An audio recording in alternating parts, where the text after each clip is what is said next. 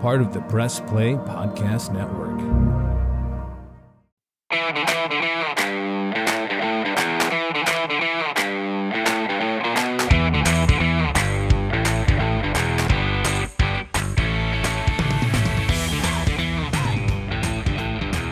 And welcome to another Ray Guy and Rhoda podcast powered by MGM Northfield Park right here on the Press Play Podcast Network. Got to give a shout out, pat on the back, some kudos, some love to our outstanding producer, Ty Courts, making sure all of you out there in the podcatosphere hear what we have to say. And Michael Ray Guy, we've got a lot to say, and most of it positive today for the Cleveland Browns for the first time, Michael Ray Guy, the first time since 2004, the Cleveland Browns have won a home opener, and they did so in convincing fashion today, throttling the Cincinnati Bengals 24-3. How about that? I tell you, that was fun, Ken. And 04, right? So 19 football seasons ago, I went back and took a look at that, and Jeff Garcia was the Browns quarterback that year, and running around and doing all his bar hopping the course of the week, and it came out and got a win.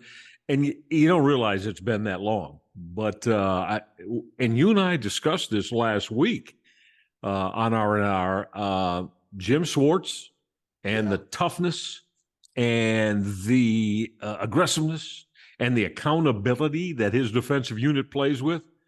Ken, I was big time impressed, man. I don't know if they can do that for the next 16 football games, but I'll tell you what, Joe Burrow was just absolutely rendered non-effective, helpless by them. They were terrific. Jackpot Joey was Junkie Joey today, man. He looked awful. He looked like he hadn't played all preseason long. The weather was a factor, but more so the Browns defense. Play number one, Reg, right? Play number one right out of the gate. Zadarius Smith comes off the edge, turns the corner, gets the hand up right in the passing lane, the throwing arm and everything, and they did not slow down the rest of the day. They only had 2 sacks. Okoronkwo and Garrett each had a sack, but the pressure was there consistently, relentlessly all day long, and you could tell it affected Joe Burrow and that entire offense. Yeah, without question. And you and I, on our show, on R&R, we mentioned both numerous times over the course of the summer, Zadarius Smith and Delvin Tomlinson, right?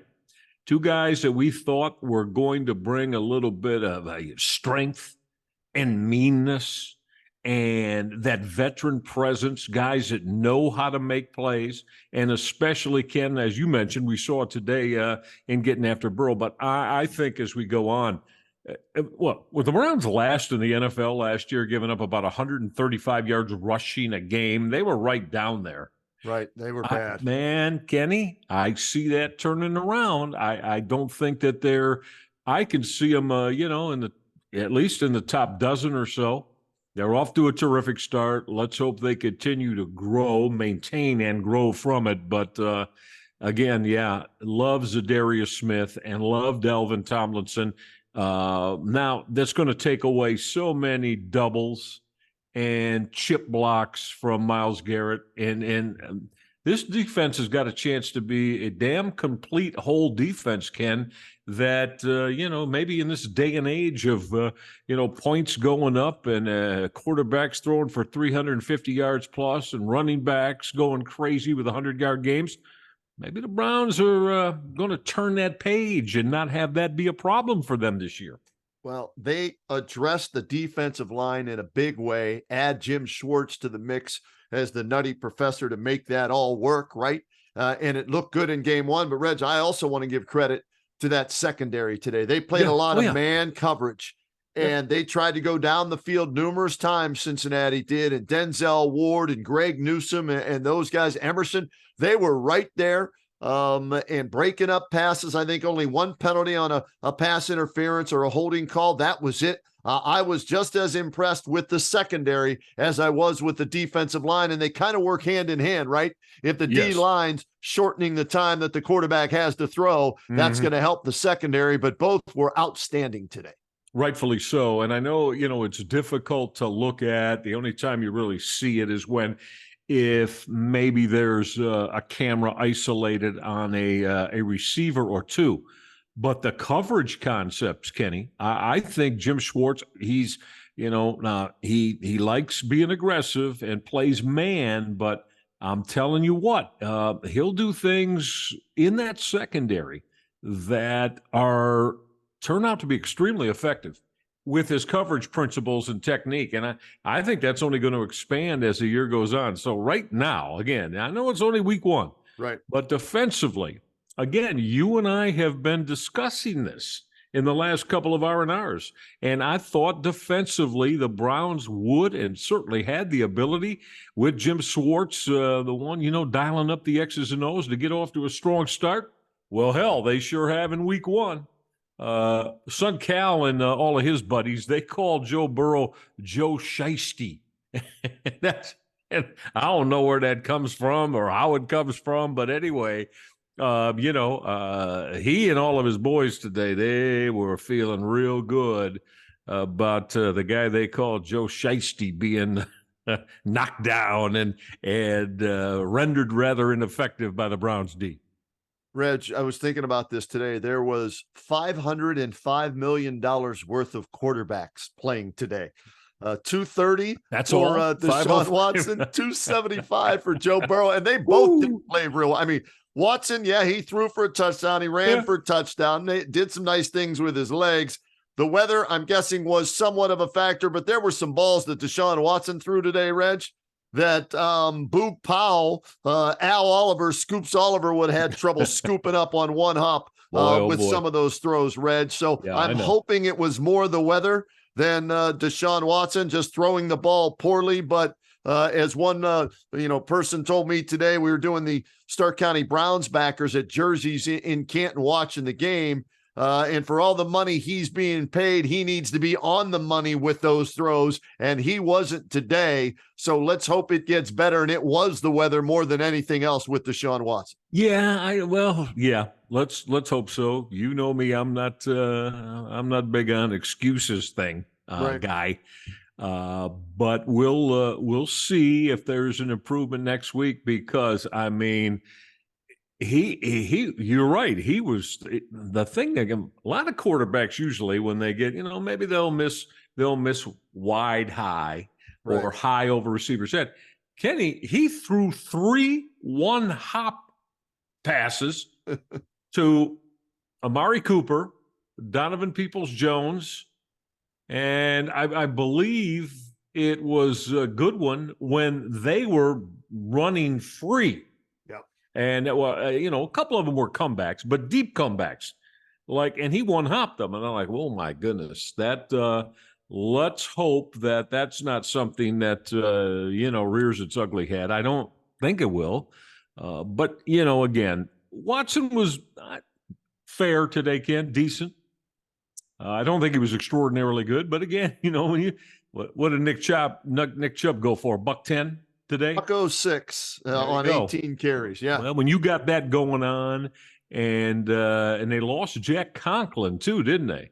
And the big 370-pounder DeJuan Jones from Ohio State came in and got the damn job done. So that's terrific when you can bring a rook in like that and didn't see a big fall off in Chubb's ability to run the football.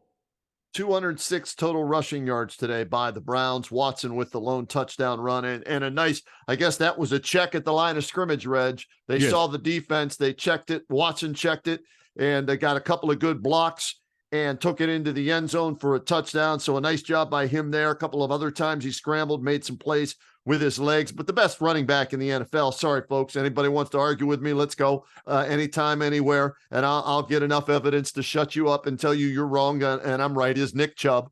Pound for pound, best player on this football team for the Cleveland Browns. Does his job, doesn't say a word about it, and gets better each and every year. 106 yards rushing, added 21 more yards in the air on 4 catches, showing you that, yes, he doesn't have to come off the field on third downs, Reg. Jerome Ford, if you would have listened to the Kenny and JT show last week, you would have won a prop bet. We told you Jerome Ford was going to fumble in this game if he touched the ball. And sure enough, on his very first carry, wasn't it? He did. 15 carries, 36 yards. I'm still not sold on him as, the adequate backup to Nick Chubb, but that's who they have right now. But overall, good game running the football. The O-line started slowly. They improved, Reg. And I hope he's not hurt seriously, but it sounds like it may be a serious knee injury for Jack Conklin. I haven't been as high on Conklin as other people have the last couple of years. Thought he was getting up there, and he's always injured. He doesn't practice a lot. And like you said, Dawand Jones came in, and they didn't skip a beat. They might even been a little bit better with Dawand Jones out there. So I hope Conklin is okay, but Dawand Jones, that could end up being the steal of the draft for the Browns, not the entire draft by all 32 teams, but for the Browns to get him in the 4th round, and he may be your starting right tackle for the rest of the season. That's a nice get there for Andrew Berry. Yeah, it is. And if that has to be the way this plays out, at least in his first time with extensive snaps, he was very good. And again, Kenny, I'm not asking him to play at an all-pro level, but like you said, if Conklin is going to miss time, and it sure looks like he is, of what you saw today, you feel comfortable, you feel good that Dawand Jones is going to be able to handle that right tackle spot. And because, and that's important because we know the up and down roller coaster that Jed Wills is over on the left side at that offensive tackle position. So, feel real good about that. And like I said, we both have pretty much defined this. We felt the defense would get better. They showed they have with, Jim Schwartz making the calls and bringing his aggressive mindset to it. And now if Deshaun Watson can Kenny, I don't think he's got to play at an all-pro level, but, he's got to be better than what we saw in his 6 games last year. And just be, can you be a top 12 quarterback in the NFL? Again, I'm not asking him to go out there and, throw for 5,000 yards and 35 touchdowns and run for another 10. He ran for 1 today. Right. But don't hurt this football team either. Put points on the board. And it looks like, Kenny, how different was that today, too, with not having to see Cade York come out and we're all holding our breath. Nice job, you kicker. Just drilled 3. Just split the uprights in half, all 3 of them. You know what it looked like? It looked like a Tiger Woods drive when he was at his, in his prime at the top of his game, striped it right down the middle of the fairway in that weather. And where did that come from today? That weather today, we were out of jerseys in Canton, beautiful day out, partly cloudy, partly sunny, depending on how you look at it, 72 degrees. And we're seeing the camera with raindrops on it. And we're like, what the hell's going on down there? Right. And for him to nail all 3 of those and the extra point in that game right down the middle. Yeah, I wasn't concerned. After he made the first one, I'm like, okay, he's good. And I didn't have that eerie feeling or that, Butch Davis gut feeling that, oh boy, he might shank this one or hook this one like Cade York did. So those are 10 big points in a divisional game, right, to start the season that they needed. So a tip of the cap to Mr. Hopkins for his outstanding effort today. Yep, he was very, very good. And if this offense, Ken, every drive's not going to wind up within the end zone for 6, but you get inside the opponent's 35-yard line and that drive bogs down. And what we saw today, we're going to all feel very confident. All right, Hopkins is going to go out and put 3 on the board then. Yep. That's the thing. And you can say, well, that kind of disappoints. No, when you get points on drives in the NFL, right, that's the objective. And if it winds up being 3 or 4 field goals, from your offensive performance in a game, hey, man, that 9, 12 points, you take them. You take them, and because, again, touchdowns aren't going to always be plentiful. They're just not. Not in this league. So you got to have a field goal kicker that can hit 3 field goals, 4 field goals like Hopkins did. So that's a big thing for the Browns. And the way this team can play defense, well, that's added even more. Big star on it is huge. Tressel ball, Belichick ball, right? That's fine. Defense, special teams matter. Right. If you think of those two coaches right there, when he was at Youngstown State, at Ohio State, of course, Belichick still with the Patriots, always had a top kicker because 3 points is better than no points, like you said. So, play great defense, solid special teams, have a good kicker, mix that in with, some touchdowns here and there. So we'll see if this offense gets better in week number 2 at Pittsburgh on Monday night, Reg. And let's get a break in right now here on the R&R podcast. And when we come back, we'll talk about the rest of the AFC North today, how they did, and the Browns' next game, which is in the Steel City on Monday night. That's up next on the R&R podcast. What's up, everyone? I'm Holly Wetzel. And I'm Tybus Powell. And we are your hosts of The Orange is Oranger, a Cleveland Browns podcast on the Press Play Podcast Network. We give you all the dog pound coverage that you'll need to get you through the regular season, hopeful postseason, and I'd say off-season, Tybus, but is there really ever an off-season for this team? Thankfully for our podcast, Holly, there really never is when it comes to the Cleveland Browns. Don't miss our breakdown of each week's matchup, game recaps, and any and all news out of Berea to feed your Browns appetite. As we know, Holly, dogs gotta eat. Yes, they do. So hit that subscribe button and never miss an episode of the Orange is Oranger, Cleveland Browns podcast on the Press Play Podcast Network. Hey everybody, it's Sam Amico from Cavs on the Break NBA podcast. Be sure to give us a listen for all your Cleveland Cavaliers recaps, analysis, breakdowns, draft talk, free agency. The list goes on and on. Give us a listen, Cavs on the Break NBA podcast.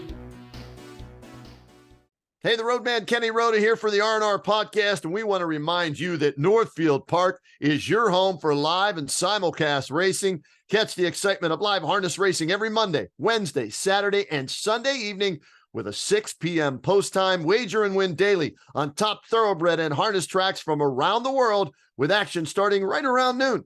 Free admission and free parking every day at Northfield Park, and tell them Reg-I and Rhoda sent you. Looking for new insights on the Cleveland sports scene with a unique side of Cleveland sports history? Then you found the perfect podcast. I'm John Sable. And I'm Scott Sable, and we're hosts of the Sable Brothers on the Baseline podcast, a podcast about Cleveland sports, but not your typical podcast about the land's sports teams. Join us as we embark on a journey of sharing a unique and historical side of Cleveland sports history with the help of some former Cleveland sports stars and other historical figures. All right here on the Sable Brothers on the Baseline podcast, part of the Press Play Podcast Network. And we continue with the Reg-I and Rhoda podcast here on the Press Play Podcast Network, brought to you by MGM Northfield Park. We've recapped the Browns' 24-3 win over the Bengals, and not a lot to really be upset with. Anytime you beat a divisional opponent on your own home field to start the season and go 1-0, that's all good. And now, Reg, that gives you a leg up, if you will, on the rest of the division for the most part, as you already have one division win. Well, so do the Baltimore Ravens. And, well, I take that back. I'll rephrase it this way. The Ravens don't have a division win, but they have a regular season win, and they are tied with you atop the division at 1-0, as the Ravens today took care of the Texans 25-9. The Steelers, on the other hand, they get blasted at home by the San Francisco 49ers 30-7. So the Browns and Ravens 1-0, the Bengals Steelers 0-1, but the Browns, Reg, 1-0 in the division with a chance now to go to 2-0 in the division when they play at Pittsburgh on Monday night. Well, yeah, that's big time. As, again, we have talked about in the last couple R&Rs. Very important, division games. They're like 2 games. You lose it, it's like you've lost twice. You win it, you've won twice. And I thought it was paramount today. You don't want to start talking about must win, but just because of the way that the Browns have struggled in the division, with the exception of Cincinnati, right? As they now are, I believe Joe Burrow is now 1-5 or 1-6 against the Browns in his Bengals career. But other than the Bengals, who the Browns have now beat 10 of the last 12 times they played, Ravens and Steelers, that's been problematic. So you get this one, and against the team that, a couple of years ago was in the Super Bowl, right? And a team that, think about it, I mean, the Cincinnati Bengals, they've had no problems. They've played very well against Patrick Mahomes and the Kansas City Chiefs, right? And Andy Reid. The Browns have taken care of them. Well, that's continued, and it's great it happens. So yeah, it's like you grabbed 2 wins today, because you grabbed a conference win and you grabbed a division win too, Ken.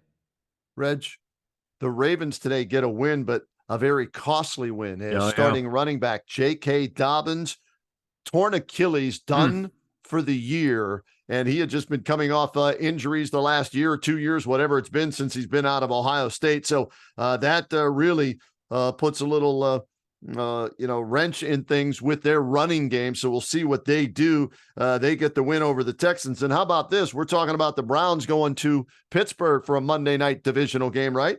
Yep. The Ravens travel to Cincinnati. How about if the Ravens go in and beat Cincinnati, and Cincinnati starts the season off 0-2, and both are divisional losses when everybody, including myself, is picking them to win the division? Well, and you and I have done this far too long to know that if you start 0-2 and you say, well, no, of course it's not insurmountable, but you go 0-2 and they're both division and conference games, right?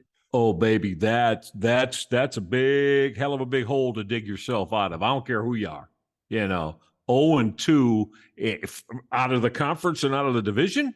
Well, so we'll see. We'll see. I would expect Cincinnati to, I would right now almost say they're going to beat the Baltimore Ravens. It's at home, right? It's at Cincinnati. Correct. At Paul Brown next week. So, but again, man, you got to go play it. And they're going to be playing for the very reason I just said. They're going to be playing with a little bit more tension attached to it, because everybody knows, if you've got plans to, or you're expected to be a team that is going to be a playoff team, well, then you can't start 0-2. You start 0-2, you're in trouble. You're in trouble. They started 0-2 last year, right? Still made the playoffs, but you're really tempting fate if you think you can go 0-2 in back-to-back years and make the playoffs in both years, right? So that game, yes, means much more to the Bengals next week than it does to the Ravens. Not that the Ravens, look at it as a throwaway game. I'm just saying that the Bengals can ill afford to start 0-2 overall and 0-2 in the division right out of the gate. And, Burrow, I don't know, did you think Burrow favored, his calf today, or maybe wasn't as mobile as he's been in the past? I thought he looked slow, like when Miles ran him down for the second sack late in that fourth quarter. Yeah, I think Burrow thought he was going to be able to get away from him, and Miles just tracked him down, brought him down, no problem whatsoever. Burrow looked slow to me. Another thing, too, is Burrow on his drops. I think that he's been, one of the best. He hits that back leg, that plant leg, Kenny, and zip, that ball's out. And, tremendous arm talent. It looked like he was indecisive today. He get back there. It didn't look like he was willing to plant and then, really step into that throw to get that zip and zing on it. And so, he's the type of guy who's not going to say so, but if there is some hesitation there, an issue with him that he's concerned about, right, physically, well, we know what that can do to a football team as well. So all in all, just a huge, huge win for the Browns. I mean, didn't even really have to worry about any fourth quarter dramatics from Jackpot Joey, as you call him, and the Bengals, because the Browns, had given themselves, 14, 17, and 20.1 point lead, and you're feeling good in the fourth quarter.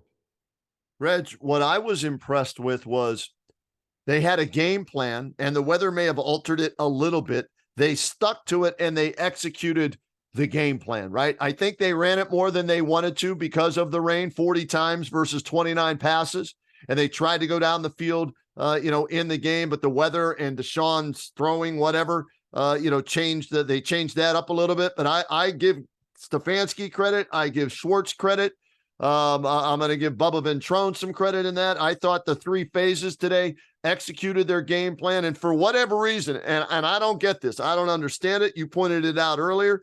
Stefanski now, this is what, his fourth season, right? So this was his seventh game. He is now 6-1 against the Cincinnati Bengals. For whatever reason, I don't know if he's got a leg up on them or he studies them and gets a better feel for them, but they just seem to have Cincinnati's number and give Kevin, as much as we got on him last year, and deservedly so, and in the offseason saying he's on the hot seat, deservedly so. I give him credit, and especially Jim Schwartz credit for their game plans today, the adjustment in the game plans, and just a good all-around organizational win for the entire Cleveland Browns team.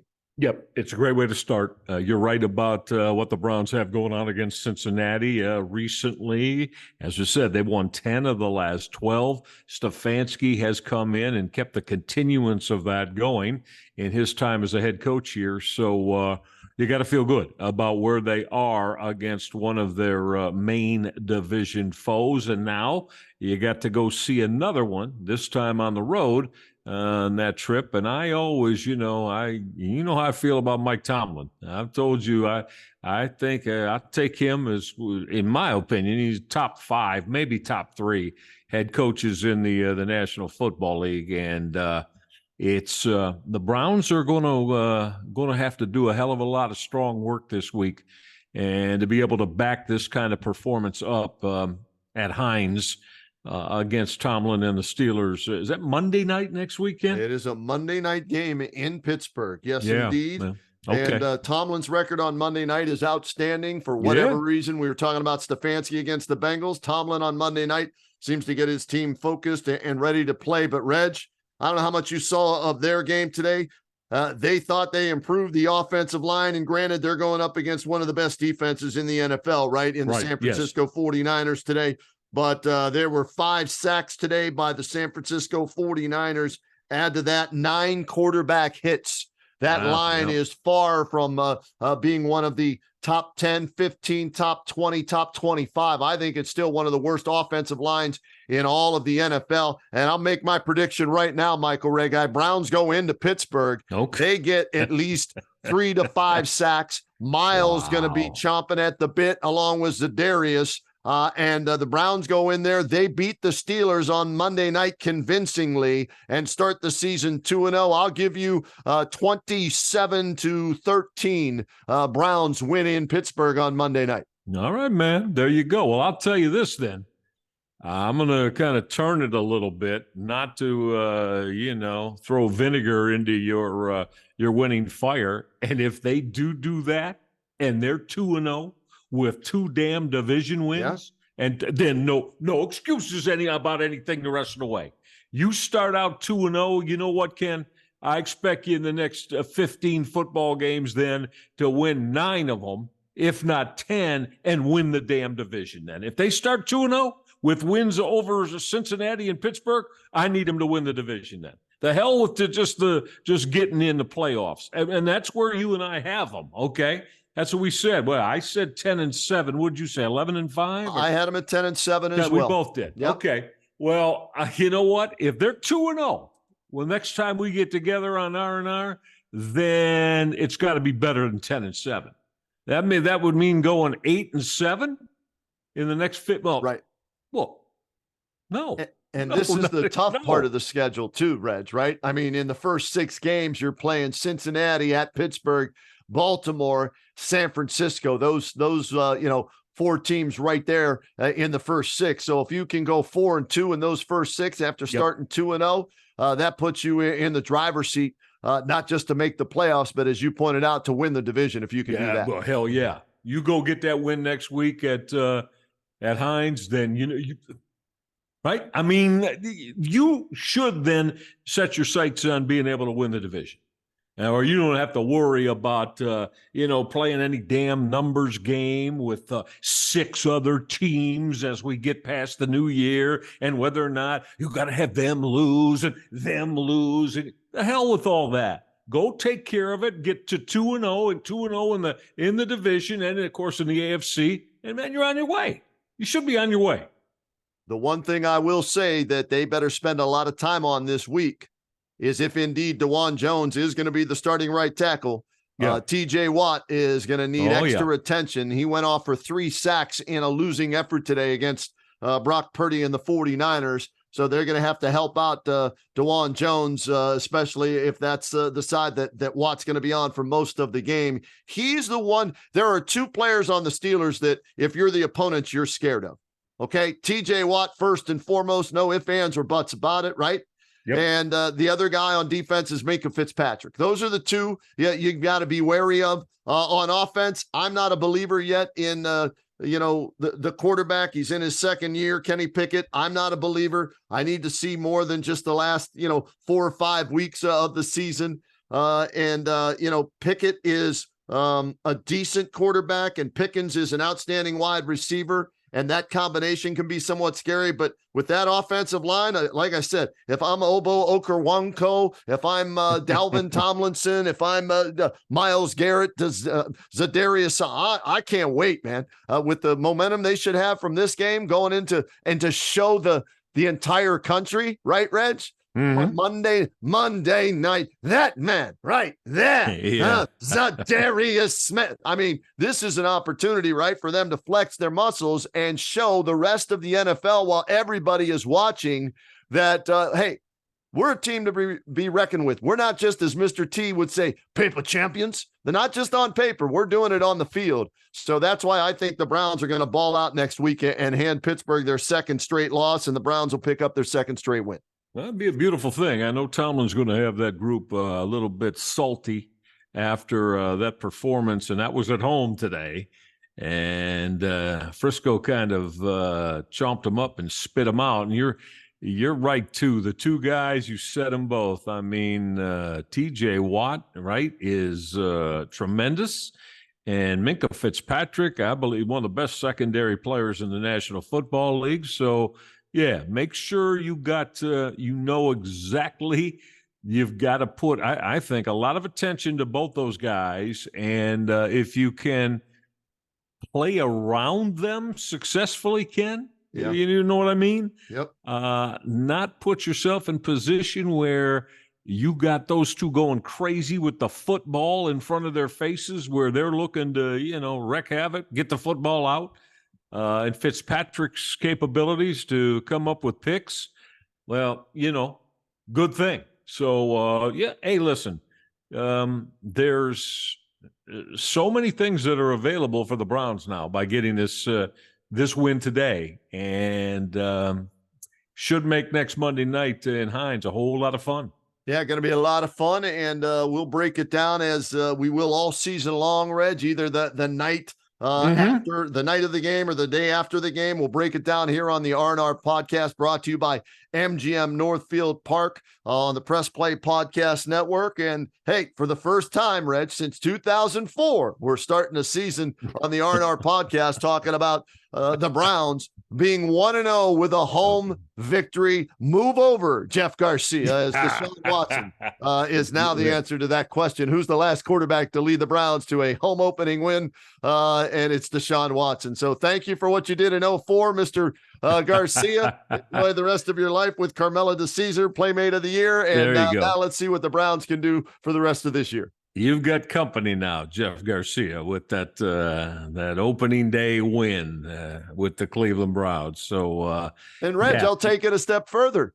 2 years in a row, they've won the opening game because they win last year on the road last year. Right. Over Carolina. Baker That's Mayfield, they beat him. Baker came back with Tampa today and beat, you like that, Kirk Cousins. But for the Browns, opening day wins on the road last year, at home this year, a 2-year winning streak for the Browns. So maybe things are changing. Well, maybe they are. And let's keep those good thoughts all week long. And Kenny, really look forward to us getting together on R&R next week. And we'll break it all down and we'll see if the Browns can back up what we've been talking about and can come out of Hines 2-0 in the AFC North and in the AFC overall. So it's going to be a fun week around Cleveland Brownie Town.